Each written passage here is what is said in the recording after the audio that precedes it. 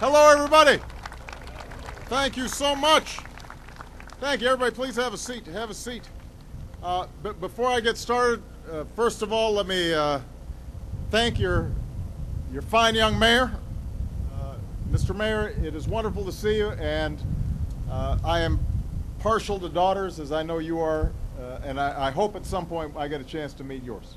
But thank you for the great work that you've done. To somebody who I think is one of the best governors in the country, Jennifer Granholm. Please give her another round of applause.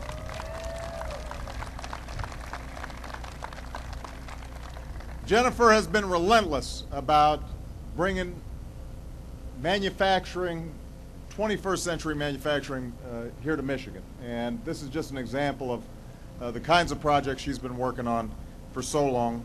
I'm very grateful for the presence of the chairman of LG Chem, Ban Moo-Koo. Thank you very much for your presence here today, as well as the CEO and vice chairman, Peter Ban-Suk Kim. Thank you very much.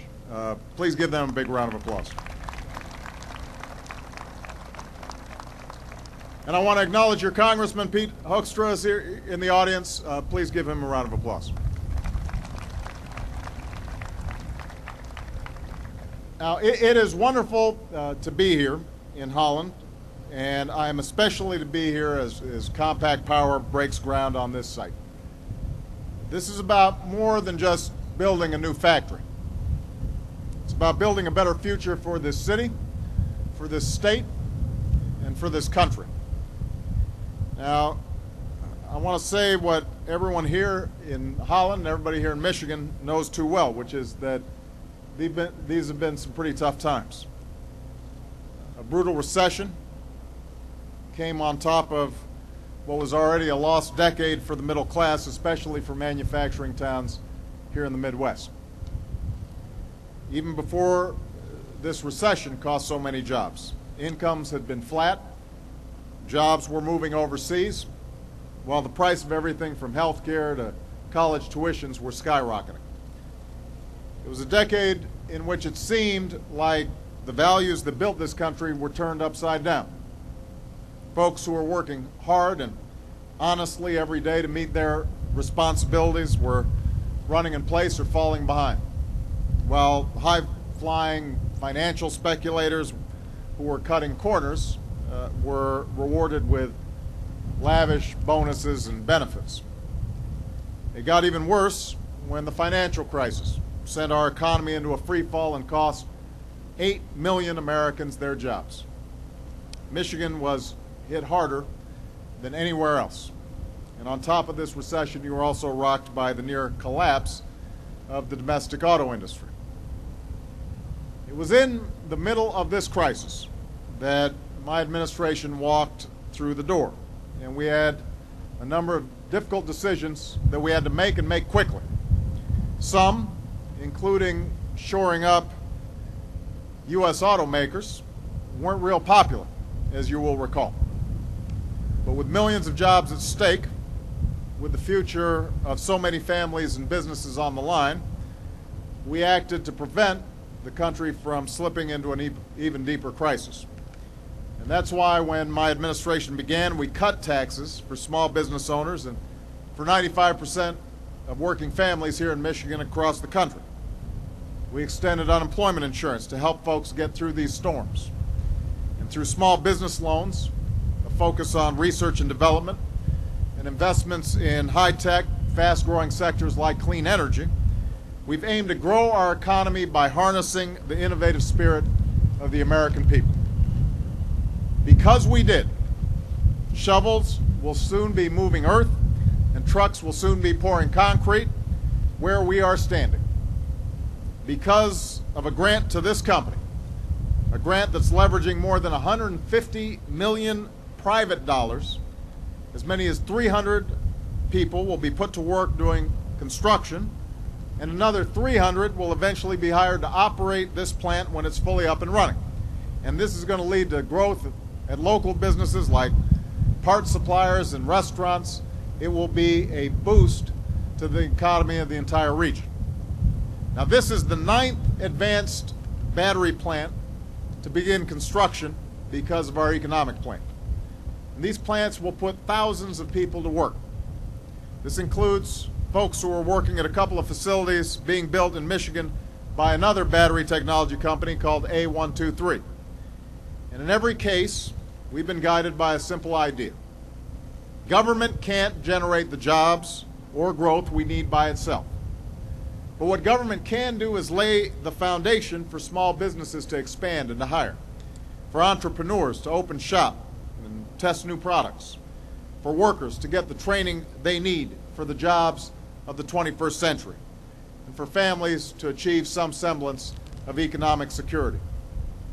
So our goal has never been to create a government program, but rather to unleash private sector growth, and we are seeing results. There are 4.5 million unemployed workers already hired whose employers are eligible for a payroll tax exemption, a tax break that I signed into law earlier this year. Just yesterday, the Council of Economic Advisors put out a detailed report, and it showed that for things like tax credits that go to advanced energy manufacturing, or loan guarantees for small businesses, or financing for infrastructure projects, we're leveraging nearly 3 private dollars for every public dollar that's spent. That's an incredible bang for our buck. By making critical seed money available, we've attracted more than $280 billion in investment from private companies and others, which will mean new jobs and brighter futures for families in Holland and in communities across the country. And by the way, these aren't just any jobs. These are jobs in the industries of the future. Just a few years ago, American businesses manufactured only 2% of the world's advanced batteries for electric and hybrid vehicles. 2%. But because of what's happening in places like this, in just 5 years, we'll have up to 40% of the world's capacity. 40%. So for years you've been hearing about manufacturing jobs disappearing overseas. You are leading the way in showing how manufacturing jobs are coming right back here to the United States of America.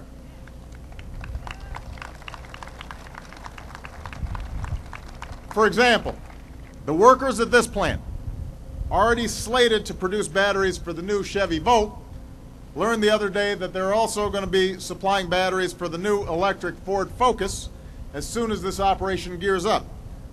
And that means that by 2012, the batteries will be manufactured here in Holland, Michigan. So when you buy one of these vehicles, the battery could be stamped Made in America, just like the car.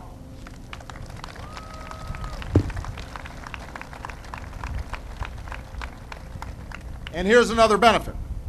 Because of advances in the manufacture of these batteries, their costs are expected to come down by nearly 70% in the next few years. That's going to make electric and hybrid cars and trucks more affordable for more Americans. And that not only means more jobs, but it also means we're going to be less dependent on foreign oil.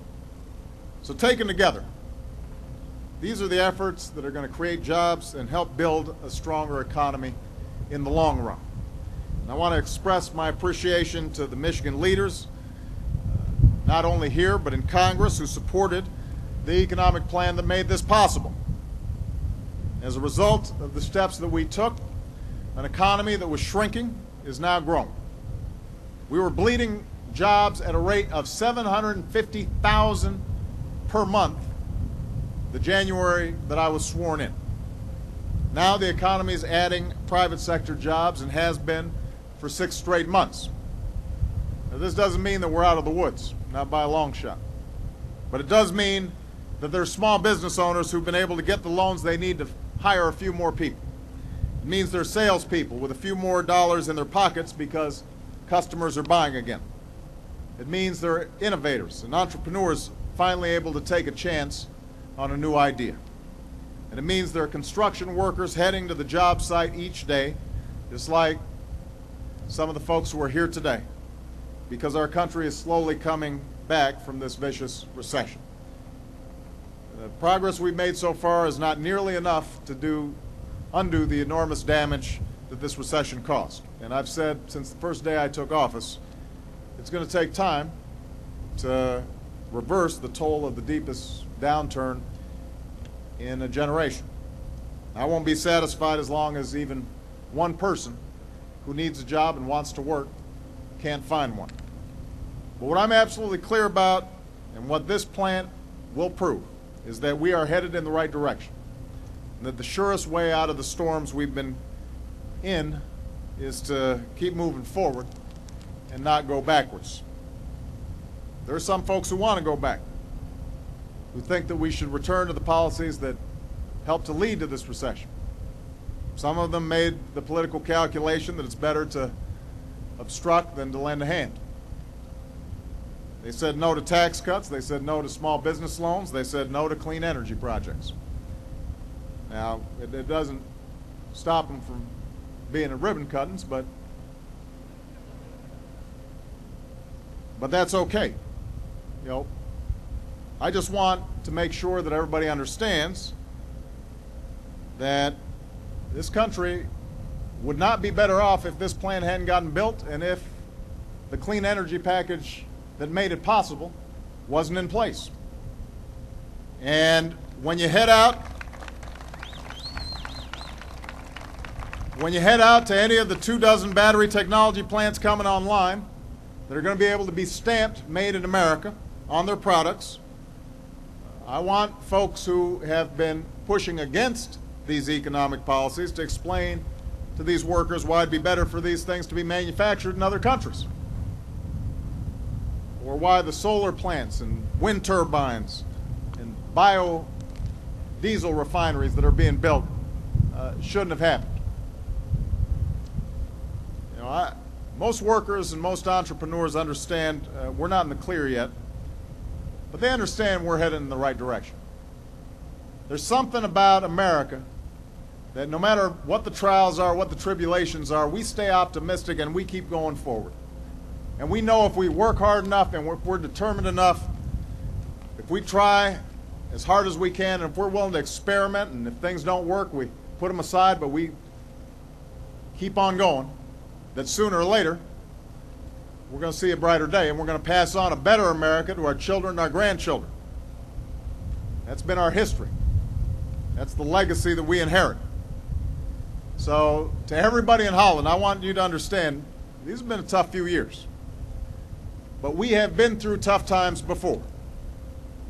And at our best, we've risen to the challenges we face by tapping the drive and the talent and the ingenuity that has always been at the heart of America's success. And that's what's happening all across America as we speak. That's not only how we're going to emerge from this period of turmoil, that's how we're going to actually come out stronger than we were before. So to all of you who've been part of this project, thank you. This is a symbol of where Michigan's going. This is a symbol of where Holland's going. This is a symbol of where America's going. God bless you, and God bless the United States of America.